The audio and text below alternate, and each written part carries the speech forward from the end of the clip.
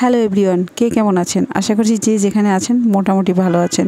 পুরোপুরি ভালো আছেন এটা বলতে পারছি না, কারণ দেশের অবস্থা খারাপ, সেটা সবাই জানেন, আমাদের কম বেশি সকলেরই জানা। তারপরও আমাদের জীবন তো থেমে থাকবে না, চলতেই হবে, ভালো মন্দ সবটা নিয়েই। যদি মৃত্যুও ঘটে তারপরেও আমাদেরকে সামনে চিন্তা করতে হবে যে হ্যাঁ, আমরা বেঁচে থাকবো, ভালো থাকবো। তবে দেশের যে পরিস্থিতি শুরু হয়েছে তাতে আমরা খুব একটা ভালো কেউই নেই। আর আমি কারো ব্যাপারে কোনো কথা বলতে চাইছি না এখানে। আসলে রাষ্ট্রীয় ব্যাপার, দেশের একটা ব্যাপার। সরকার যেখানে ঝামেলায় পড়ে গেছে, সেখানে আমরা তো ছোট্ট মাছির মতন, পিঁপড়ার মতন। সো এই ব্যাপার নিয়ে কথা না বলি, চলে আসি আমাদের মেইন কথায়। তো আমরা অনেকগুলো ইলিশ মাছ কিনে এনেছে, তো ভাবলাম তোমাদের সাথে একটু শেয়ার করে দেই। গাইস, মনের অবস্থা খুব একটা ভালো নেই।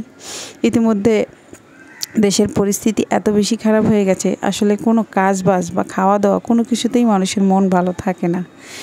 যাই হোক, তারপরেও তো বেঁচে থাকতে হবে, এভাবে তো চলতে পারে না। একটা মানুষের জীবন আসলে এভাবে চলে না। প্রতিনিয়তই আমাদেরকে বেঁচে থাকার লড়াই করতে হয়। আর যদি তাই না হতো তাহলে এতগুলো তাজা প্রাণ চলে যেত না। অনেকেরই ভুলের কারণে অনেক কিছু হয়েছে, এখানে কোনো একজনের কারণে সব কিছু হয়নি। আসলে সবারই কম বেশি ভুল ছিল, তো ভুলের কারণেই হয়েছে।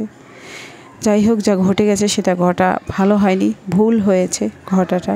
আসলে যারা চলে গেছে এই পৃথিবী ছেড়ে, তাদের পরিবার জানে, আর সেই জানে যে চলে গেছে, যে তাদের কি পরিস্থিতির মধ্যে দিয়ে আসলে যেতে হচ্ছে, তাদের ফ্যামিলি তারাই হারিয়েছে। আমরা তো এসব করে বেড়াচ্ছি, কিন্তু বাস্তবে যে হারিয়েছে সেই জানে যে কি হয়েছে। ঠিক আছে, তো গাইজ, আমরা এরকমটা না করি, আমরা এখন থেমে যাই, থেমে যাওয়া উচিত। যেটা চেয়েছিলাম আমরা সেটা হয়েছে ঠিকই, কিন্তু সেটা ভালো হয়েছে কিনা জানি না। তবে সামনের দিনগুলো আমাদের ভালো হোক, এটাই ভাবছি। এটা ভেবেই আসলে এখন দিন কাটাচ্ছি যে সামনের দিনগুলো ভালো হবে। তো বন্ধুরা, আজকের ভিডিওটা এই পর্যন্তই ছিল। ভালো থেকো, সুস্থ থেকো, সকলের জন্য শুভকামনা রইল। পরবর্তী একটা ভিডিওর অপেক্ষা করবে।